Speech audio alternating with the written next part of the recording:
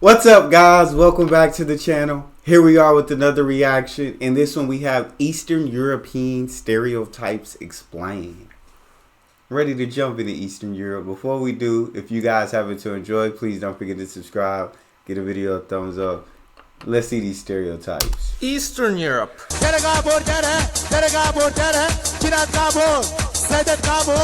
Hey!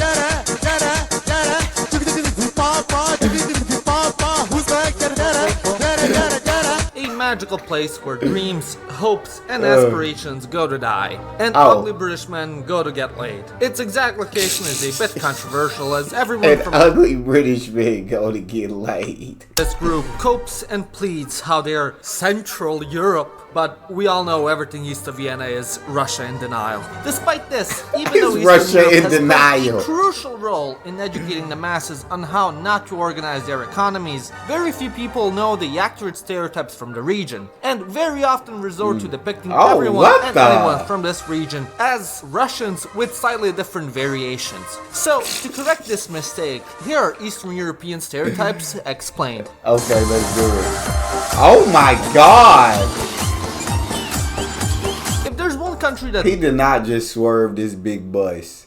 He did not just swerve that big. Ain't no way. Constantly seems to stir the pot in Europe, then that is none other than Hungary. Throughout Europe, Hungary as a country tends to have a reputation as a troublemaker when it comes to everything and anything political. The EU is voting to pass a new law that criminalizes chucking cats off bridges into a river. Well, guess who's gonna veto that one? Who else but Hungary? As a people, though, the Hungarians are usually stereotyped as being quite cold, reserved, apprehensive, and don't like to venture out of their own circle. Throughout the Balkans, they're not the most well known for being able to speak a different language other than Hungarian, because of which everyone and anyone makes fun of them for it.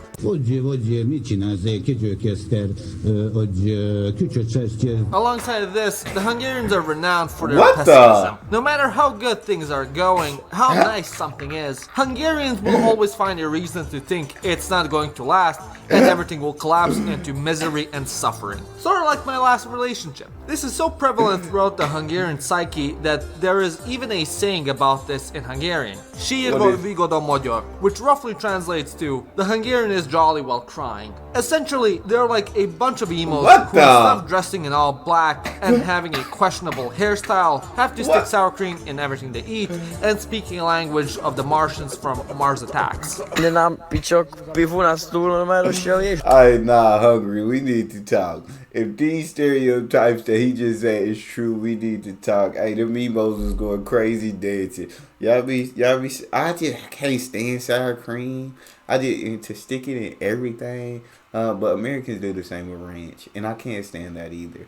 But so I can't really judge y'all off that. But he's saying y'all cold, y'all mean, y'all only speak Hungarian. Y'all don't really speak no other languages.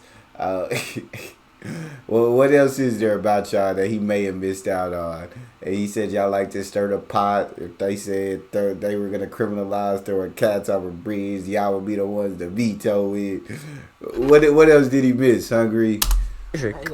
If you've ever seen a man on a hot summer day strutting down the city, rocking the renowned socks and sandals combo, alongside with a white wife beater and a mullet, then my friend, you've encountered a Czech. Throughout the Slavic world, the Czechs are seen as the most composed of the bunch, except for maybe the Slovenians. But we all know what goes on there, so we don't count them. While other Slavs love to spend their time in bars and pubs, drinking the most disgusting, revolting, gag reflex-inducing brand of vodka their grandpa personally spent their weekend brewing and ended up making a tub whose fumes blinded the entire village for 5 days. God dang! To je domaća, majku ti jebem. Kad sam je peko, cela ulica halucinirala 3 dana od isparenja. 40 ljudi... When I was distilling it, the entire street was hallucinating. Prijavilo policiji da je videlo boginju Šivu. The Czechs instead like to drink good old beer. Has a German accent, and so of course I love beer. Living in such close proximity to the Germans made them stereotyped as the most functional among the Slavs, and the most stuck up as well. Many even just like to call them Slavic-speaking Germans. And if you're ever in Czechia, don't shy away from saying this to the locals. They'll absolutely adore you for it.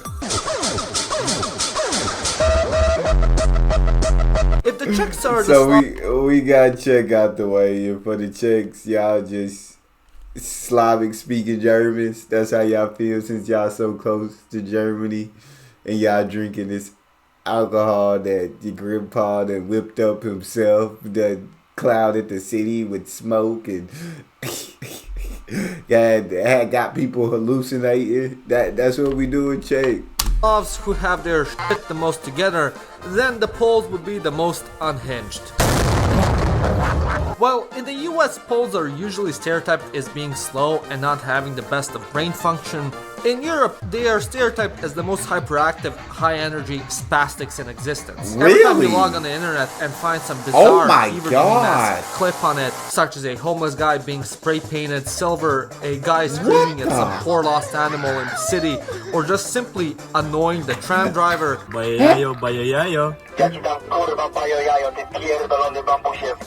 You just know it originated from Poland. Besides operating on another plane of existence, the Poles are also stereotyped as being extremely religious. Today, the country is one of the most Catholic countries in the world, and by far in Europe. As a result, the Poles tend to take Catholicism quite seriously. This essentially originates from Poland being constantly invaded, annexed, and divided amongst its neighbors. As such, the church was the mainstay of Polish language, tradition, heritage, culture, and literature. Because of this, the church came to play a big part of life for Poles, and as a result, helped in the creation of this stereotype. So Poland, very religious, very hyper, always got to be doing something, can be annoying the life out of you, but just doing something. And that the clips I saw was wild. It was that a trash can he was holding that they fired something out of, which was insanity. You spraying the homeless silver, you chasing animals and yelling at them, you annoying the tram drivers. What's going on? I don't watch many videos about Poland. They ain't told me about this. What's happening? Now, you think that a group of countries... I said, lock me in when I open my potato bag and lock.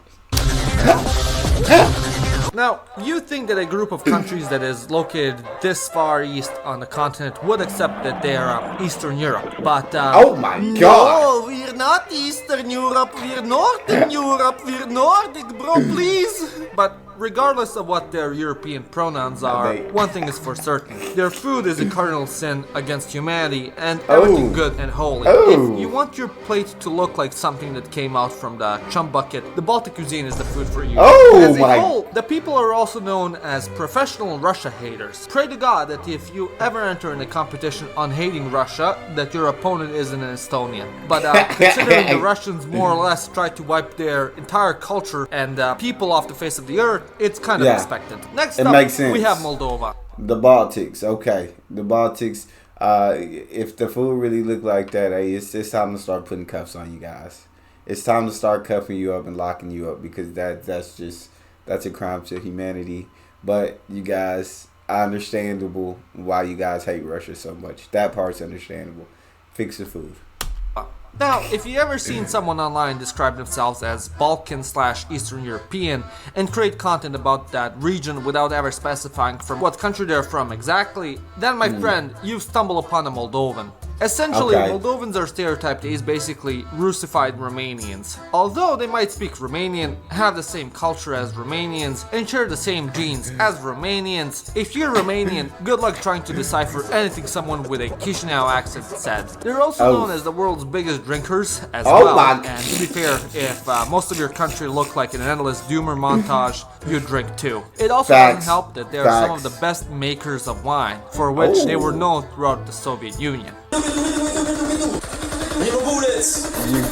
Depending on whether you're a batshit insane liberal or a completely demented conservative, you either think that the Ukrainians are the most perfect heroic heroes that are fighting to keep our democratic freedoms, and if you so much as say anything slightly critical of the country, you are a piece of shit buttnik that should go and lick the dirt off of Putin's boots and die.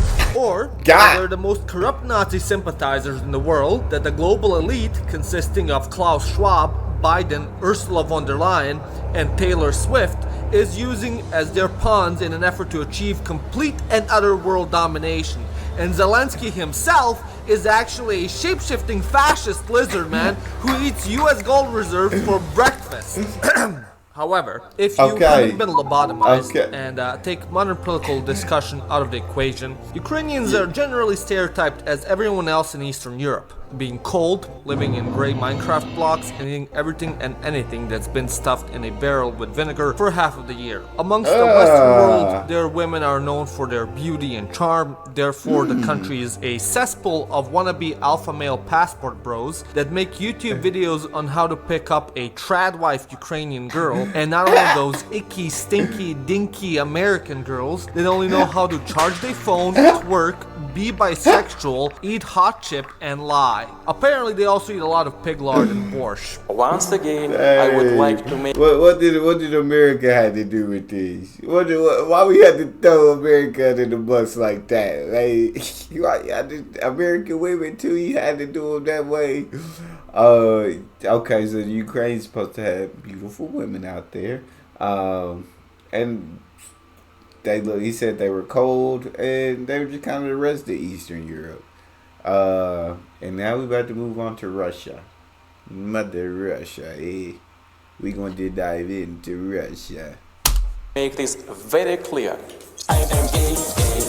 In the past, your average Russian was stereotyped as a cold, goofy man with a thick accent that does stupid shit in the tundra, such as wrestling a bear, driving like a fucking idiot, drink copious amounts of vodka, and pass out in the most random of places. However, sounds about right. Putin just had to go and conquer more territory because God knows Russia, being the largest country by landmass, doesn't have enough of it. The Russians have started to be stereotyped as essentially an incompetent fire nation that can't even conquer the Southern Water Tribe, let alone bossing say. Brain-dead liberals stereotype them as the second coming of the Huns and as the scourge of the earth, while cognitively inhibited conservatives perceive them as some conservative value-fighting crusaders who are here to free the world from wokeism and slay the evil stinkman Zelensky, who has almost sucked the entire Federal Reserve dry. At the end of the day, if you have a pulse, you probably have your own stereotype about these guys. Oh my God! In conclusion, True.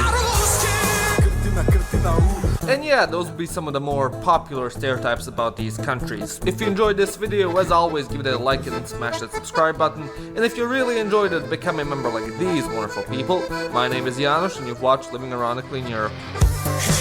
Y'all gotta talk to me in the comment section. How accurate were these stereotypes that he gave to these Eastern European countries?